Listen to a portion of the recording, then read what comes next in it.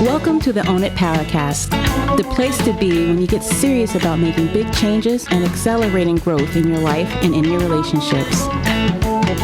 Finally create the life you've always wanted, living life on your own terms. Learn how to take your fear and turn it into powerful choices that will create sustained change. Now your host, Mary Baker. Hey everyone, welcome back to the Own It Powercast, the place to come to get what you need to move yourself forward. Hey, it's Mary Baker, and welcome to episode 185, the best of self-confidence episodes. Well, Happy New Year to each and every one of you. I hope you've had some sanity and at least a few joyful moments during the holiday season and as your year ended. To those of you who had to fly, well, my heart goes out to you. This month, I want to focus on what you, the listeners, have told me that were the most popular episodes that have focused on self-confidence, which I think is a huge part of empowerment. I realize that some of these episodes are some of the earlier ones and have been left off some of the listening platforms since we have so many episodes going now. Know that you can always go to ownitpowercast.com to grab any episode that you want, and I intend to keep as many on there as possible for you to reference as needed. Today we're going to look at the top 5 episodes about self-confidence and self-esteem according to how many times they were downloaded and the feedback that you guys have given me. The first one, and probably the most downloaded, is actually our second episode, 002, titled Defining True Self-Confidence. I use the word true in that title because I believe that self-confidence and self-esteem have been so mislabeled and so misunderstood.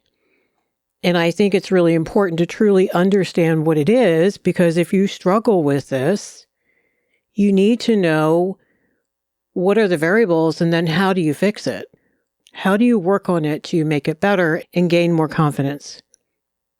I strongly encourage you that if you are working on becoming more confident, that you check out this episode.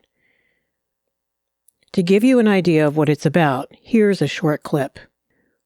Great self-esteem is so misunderstood, and I think it's really worth our time digging into what it really is, what it isn't, and where it comes from. So how do you know that you struggle with self-esteem? And I first want to say it's going to probably take you a while to sort through all the variables to really get a good handle around where you are on the continuum of self-esteem, because it is a continuum. And more than likely, there are some areas where you're going to struggle and other areas where you're doing great. So let's look at some of the symptoms of low self-esteem. And again, each of these areas we could dive in and do a whole session on each one, but we won't. The first one is blurred boundaries. Now again, boundaries is another concept that we could spend all day talking about and never finish. But not realizing where you end and others begin. Having difficulty not taking responsibility for other people's feelings, reactions, behaviors, and what they think about you. Also, taking more responsibility for what's going on in someone else's life while ignoring your own. Blurred boundaries in terms of not being able to hear no from events on the outside of you, from other people saying no to you, as well as saying no to others and to things that aren't good for you. Things that you no longer need in your life, that don't feel right for you, so on and so forth. The other part of boundary work, which we will get into in a future episode, is internal boundaries or self-discipline, right? So that self-discipline piece is a big one that people usually have to work on if they're working on self-esteem. So blurred boundaries. The next one is emotional maturity. Now that's a really strong term that some people wince when they hear it. But emotional maturity means being emotionally honest, staying on your side of the street, using an I statement, owning your feelings, not acting out, not being defensive. You get the picture. It's really owning the real self. Another one is disowning your needs, your desires, your beliefs. You outsource them. You're focused outside of yourself and what other people say and what other people say you should think and do and be and believe, as opposed to what you really feel and think about deep inside. Symptoms of low self-esteem are all the fabulous codependent control behaviors, which, again, is a big concept and one that if that's been pointed out to you, if you thought you struggled with that, it's a wonderful thing to look into and start to heal. In a nutshell, it means being focused on outcomes outside of yourself, focusing on nouns, people, places, and things, focusing on what other people think of you as opposed to what you think of yourself, how other people are going to feel if you set a boundary or take a risk or make a change. Hand in hand with that is the fear of things not being perfect. So a lot of perfectionism, again, tying our self-worth to what happens. Tying our self-worth to everything going just right. Tying our self-worth to making things happen on the outside of us, which we have no control over. Of course, that brings up anxiety and depression because oftentimes people with self-esteem issues struggle with general anxiety, where they function, but they're never able to relax, or panic attacks. A lot of these folks have functional depression where, you get out of bed and you go to work every day and you have relationships and you take care of the kids and what have you, but you're not feeling really fabulous. You're doing just enough to function. And then you might have bouts where, there are some days where you can't get out of bed or don't want to.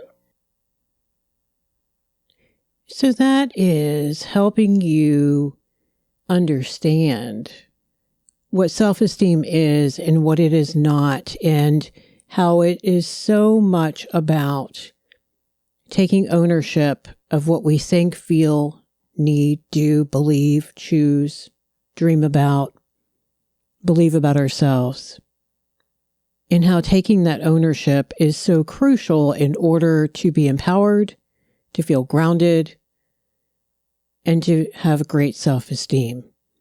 Now, so I encourage you to check that episode out and don't miss the great journal exercises in that episode as well. And I've also included the expanded version of those exercises in this week's newsletter. So if you didn't sign up for that previously, just hit me up on social and I will send you one so you can take that work even further.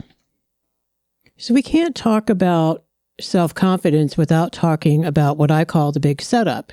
Babies are not born with great self-esteem. We have to give a child self-esteem and give them the healthy enough environment where they can grow and become who they were supposed to be and be their authentic selves and be emotionally honest in their communication. And environment is so, so important. Being a counselor for many years, I can stand by that statement because I also watch as clients, as grown-ups, are exposed to healthier environments, everything begins to change. Are there scars? Sure. But to watch them flourish and become who they were always meant to be is so profound for me. So that is why I think you can't look at the formation of your self-esteem and your level of confidence without looking at your environments, your early environments growing up, and also your relationships today. Here's a short segment of episode 19, Confidence and the Big Setup. A big thing about ambient abuse is it's gaslighting. It's where they create an atmosphere of fear, instability, and irritability. They mess with your head, again, rewriting reality, pretending conversations never happened. They didn't say that. You must be nuts. You're not remembering right. What's wrong with you? What's wrong with your head? That's all gaslighting.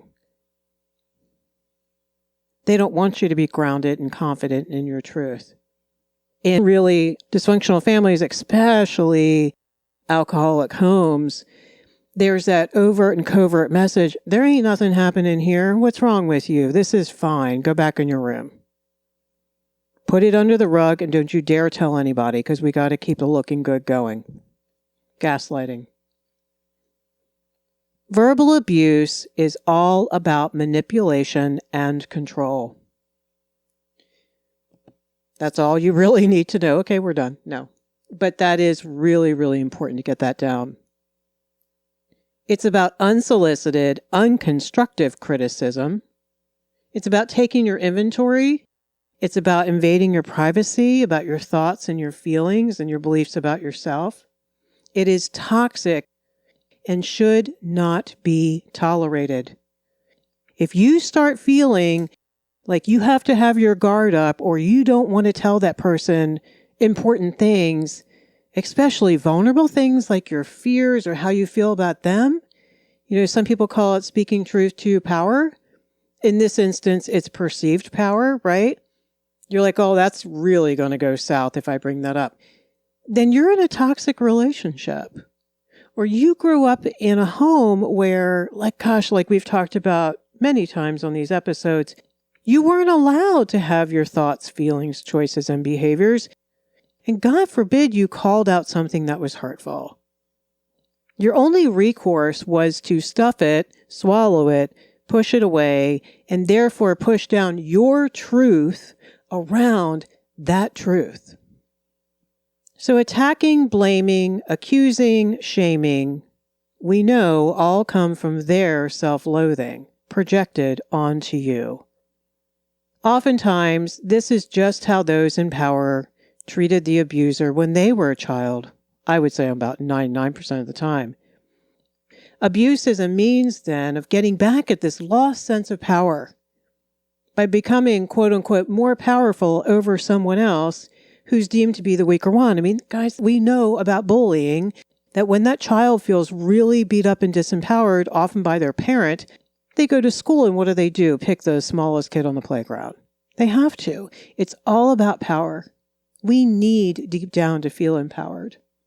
Manipulation and control, of course, as we know, was probably an early coping mechanism. You know, it was modeled to them early on and proven fruitful because emotional honesty and valuing the person was not allowed for them.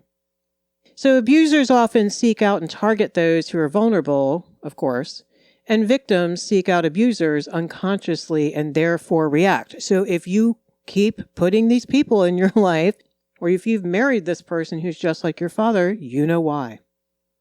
Being abusive is a childish and immature reaction to life, I think, because adult behaviors of assertiveness and personal responsibility have not been obtained yet because of their own wounds. We've been talking about being developmentally stuck in that regard emotionally.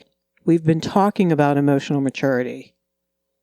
You know, a healthy person has no need to abuse another because they have enough self-love and therefore respect for the separation and the self-love of the other. They want you to feel good about yourself. There are healthy boundaries in place as well. You know, abuse is just really a jacked up means of connection, of enmeshing the abuser with the victim. It's really sad because the abuser is a wounded person with very little sense, if any, of personal power. So as you can see, those who raised you and who have loved you and been in your life, although they did the best they absolutely could, given what they had, may not have been equipped themselves to provide a healthy and emotionally safe enough environment for you to build your own confidence, to build your own self-trust, to have boundaries, to trust your thoughts, your feelings, your choices, to be able to have healthy separateness, to not be filled with tons of shame and emotional trauma because they didn't know how to let you be a separate human. and they projected all of their own stuff onto you. This will happen generation after generation until someone breaks the cycle and works on loving themselves enough and healing their own early trauma in order to give their kids and their nieces and nephews a healthy and safe enough environment for them to thrive. You can't give what you don't have. And there may have been some people in your life who hurt you out of their own woundedness. So that is why, again, I think environments are just so important. Important for us to understand what may have happened and why we struggle in the ways that we struggle. Not only so we can take some of that shame off of ourselves, but also to know that now we know what we need to do to start healing and start getting healthier and grow in emotional maturity and confidence. So if you want to take a deeper look at your growing up and your relationships, be sure to check out episode 19, Self-Concept and the Big Setup.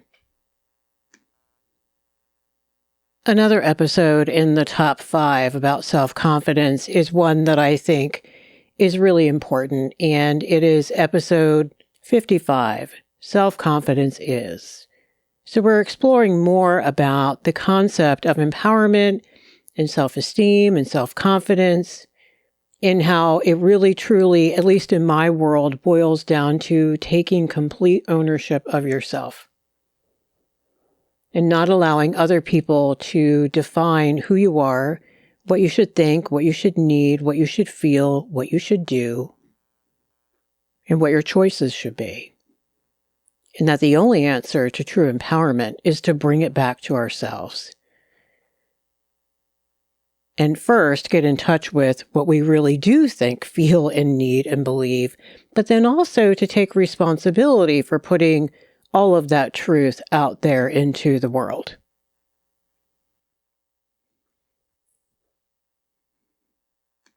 It's about staying in the solution. It's about assuming responsibility for how you got yourself into the situation in the first place. And it's the opposite of blame. We don't blame others for our choices. We don't blame ourselves either. We just accept responsibility. We start recognizing that other people can't make me think. Other people can't make us think, make us feel, or make us choose something, right? We're doing that, and we always have a choice. We may have very limited choices, but they're ours. And the more that we can really settle into that concept, life starts changing dramatically. Along with that, being responsible for allowing others to define my reality if I do that. You know, only I know what is real and true for me, just as you only know what's real and true for you. If we let other people define this, even in very insidious and subtle ways, it's going to keep us from being who we're really supposed to be, right? And this can be done in all sorts of ways, and I've talked about this before, where you let people tell you what you should think and what you should feel, what you should need or not, how you should see yourself and how you should see the world and other people. And I just really want to strongly encourage you to take a long look at that if that's been happening. Figure out what you think, what you need, what you feel, what you believe for your own why. Don't allow anyone else to try to define that for you, because if you do, you will not feel grounded or confident. Being confident means being responsible for my intentions and my motivation. Remember that agenda. Check your agenda before you open your mouth, before you walk in the door. What are you really trying to do? Does it match what you value? Does it match your integrity? What outcomes are you trying to control, perhaps? Do you want them to like you, not be mad at you? Avoid conflict, perhaps? There's a million different agendas that we can have, guys. And I think the only best way is to say, search your heart. Search your heart. Just ask yourself the question, do I have any other underlying agendas that are fear-based here? And the answer will come. Even if it doesn't come right away, Trust me, it'll pop up within a few days and you'll know. The more work you do on yourself, the more aware you will become because you're asking your subconscious to pay attention to this, right? And so it's going to point it out for you. This is not to be hard on yourself. It's just to create some really great self-awareness. And what happens if you do come up with a less than stellar motive? Look at what the fear is driving that motivation and what is the healthy opposite behavior. For example, if the underlying agenda is to people please because you don't want people not to like you, the healthy opposite behavior is, you know what? I really need to tell her the truth, let's say, and I'd rather do that. Here comes the choice. Because I would much rather hold on to my integrity and have her pissed at me or not like me than give away a part of who I am just to keep someone in my life. Because then pull the thought all the way through. Remember, is that who I want in my life? If someone can't honor what I think is one of my values, I really have to give that some hard thinking. Do I really want that person that close to me? Maybe they can't honor that. So there you go. Taking ownership of our self-confidence also means taking responsibility for who and what we put into our life.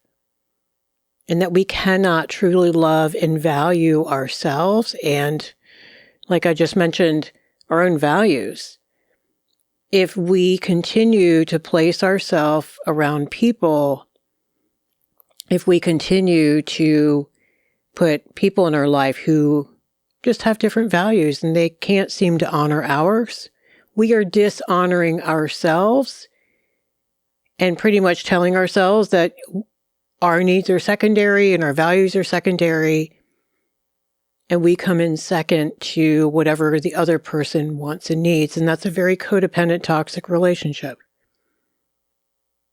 And that's a very codependent and unhealthy relationship. We should never have to let go of who we are and who we are becoming in order to be with someone else, or in order to stay in our family of origin, or in order to stay in an unhealthy workplace. That's why this work can take a lot of courage. And when I work with clients, many, many conversations include what to do about the unhealthy people in their life and those connections, and having the courage and the bravery to set healthy boundaries there for self-preservation and self-honoring. So check out episode 55.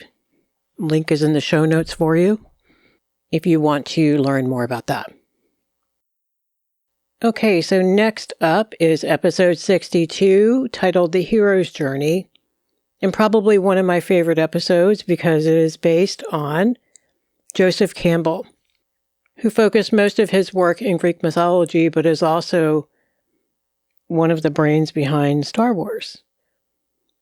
And he came up with the idea of the hero's journey, where in any great epic story, there's the hero or the heroine who has a journey. And it's really a journey not to save the girl or get to Oz as much as it is of self-discovery and the work that we have to do in order to become who we were meant to be. I look at personal growth very much the same way. It is quite a journey. It takes courage to face ourselves, to maybe heal some old trauma, change some problematic behaviors. It always includes having the guts to be more vulnerable and present more of who you are to the world, because if you do have problematic behaviors and you do have past trauma, you had to have built defenses that were great and protected you and got you here in one piece, but are the very things that get in the way of us presenting who we really are in our relationships and to the world. Because vulnerability was dangerous, but vulnerability is also the only way to authenticity. So encourage you to check out the entire episode so it all makes more sense. But here is a brief clip about the hero's journey. Have you already started your adventure maybe? Maybe you're midway through. Maybe you just started out a week ago. Did you have adventures in the past where you started and then detoured? Has COVID, maybe, to bring it to the present, created a detour for you in very profound ways, very real ways, and you might be feeling a little depressed or disheartened or discouraged? Where are you today? Maybe you haven't started out on your journey, and maybe you're getting ready to, or maybe you're scared. Think about what that journey would be, though. What would you love to get to on the other side? Conversely, what are some upheavals that might be happening for you today that you may be very upset about, very grief-stricken about, very frustrated with, resisting the change, which is normal. Change is loss, change is unknown.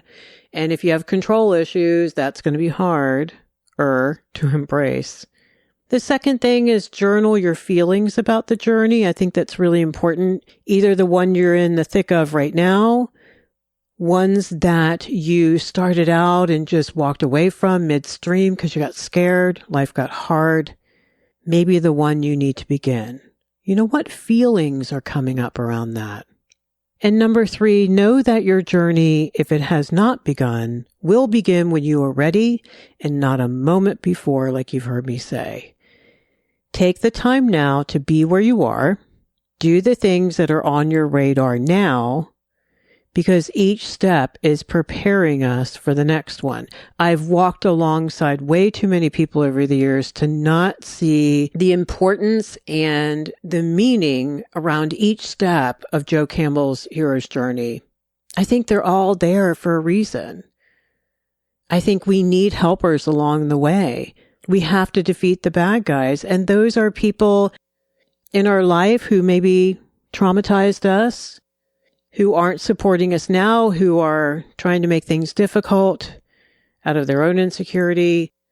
Maybe it's just ourselves.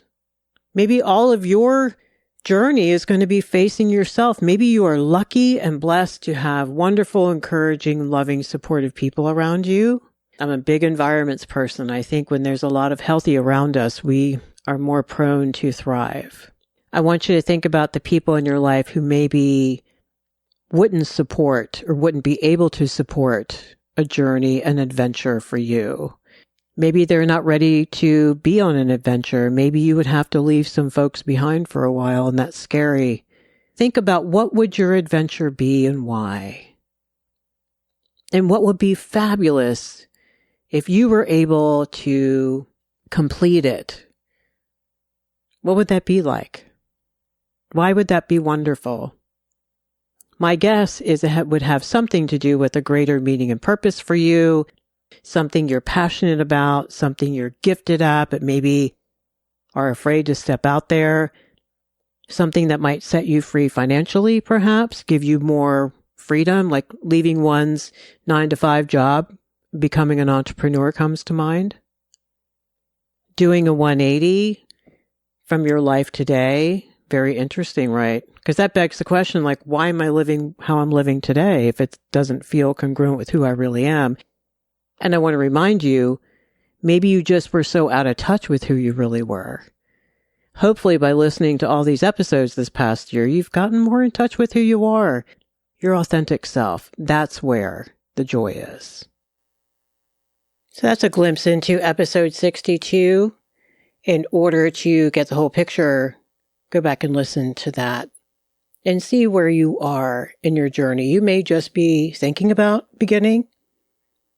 You may have just started. You may be in what we call the middle, which is not fun. And there are probably times when you've wanted to throw in the towel and say, screw this. I hate self-help. I don't want to read one more book. I don't want to talk to one more coach or one more therapist. Hang in there. If you didn't have resistance, you wouldn't be growing. And if this were easy, you would have done it a long time ago. So the final episode in the top 5 about self-confidence is episode 164. Empowerment means owning your choices. Now, if you've been listening to this podcast for a while, you know that is one of my favorite phrases because that is where empowerment is.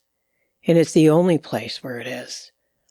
When people grow up in environments where, like we've talked about today, they were not given healthy mirroring, they didn't experience healthy relational boundaries, there was no reflection back like that they should trust their thoughts and try out their ideas and go with their gut and honor their feelings. Then they learn not to own their choices because, number one, they were told they shouldn't. I mean, why the hell should you own your choices if you can't even trust that your feelings are valid? Or that your anger is justified? Or that what you think isn't crazy? That is why you hear me say all the time on this podcast how destructive manipulation and gaslighting can be. And even the seemingly innocuous invalidation at the dinner table by loving families and what it can do. But by learning to own your choices, you can come into your power. And it might be scary at moments to take full responsibility because if we do that, we can fail. I know. But it is the only way to truly live. So this clip is about taking ownership of self in communication with other people. To be confident and grounded, emotionally honest, and not act out. To create healthy connections with others. So here we go. Here is a brief glimpse into episode 164. They don't make the whole evening with you paying for what's going on for them. And they don't make you guess as to what's up. Therefore, others don't feel as slimed or anxious because they're being told the truth and they're allowed to be separate. So there's no boundary blur here, and they're not looking for the big rescue. What do I mean by this? Well, when we don't do this, when we need to act out, leak out, lash out to others so they might just validate what is happening on the inside for us, the belief is that we're still doing inner child stuff. We're still trying to get our caregivers attention or validation. Maybe we need that soothing, we need that reassurance, and we need that emotional safety. So we're looking for other people to parent us, and it's really uncomfortable. And we never really get what we need anyway. Better for us to own it vulnerably, not put it on someone else, not put eggshells on the floor, not create crazy making for them or for us, because if we're not processing it vulnerably, we're not going to feel good about it anyway. You know the relief that you feel when you finally reveal what's going on to a safe person. Both of you feel a hell of a lot better.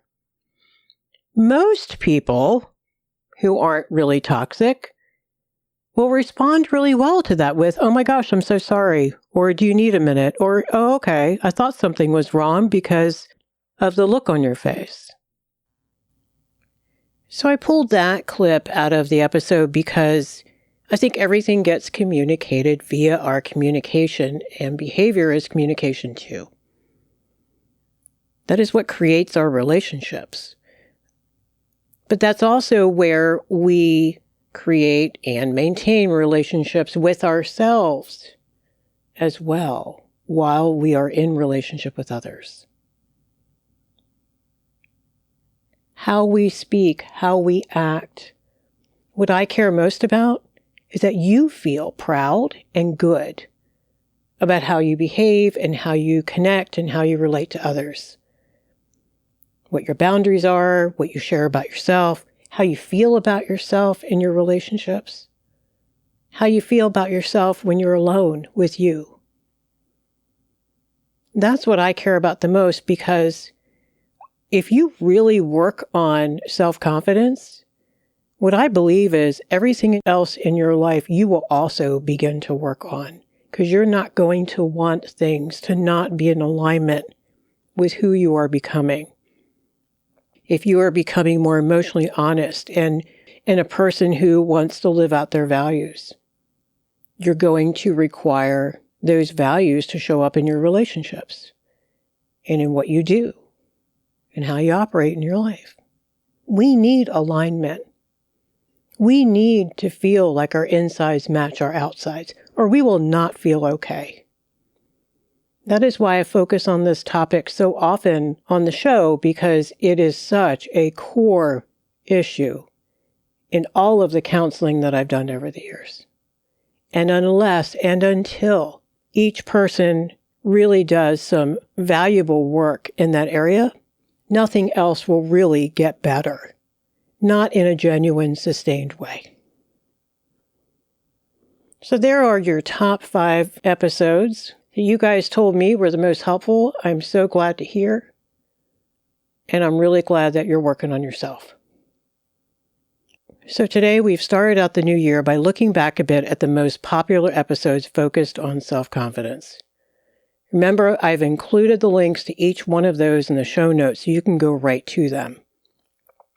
It's going to take you to the website, ownitpowercast.com, where you can always find all the episodes on the website and you can play them right there. If you want any bonus download content, just message me on social and I'll make sure that you get it.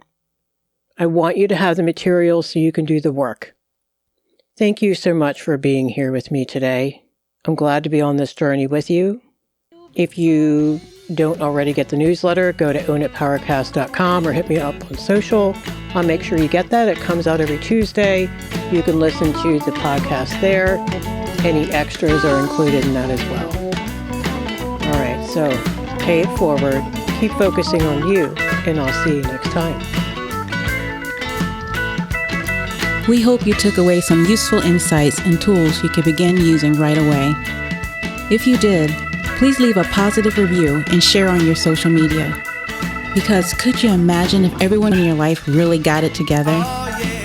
Remember, own it now, so you can really own it later.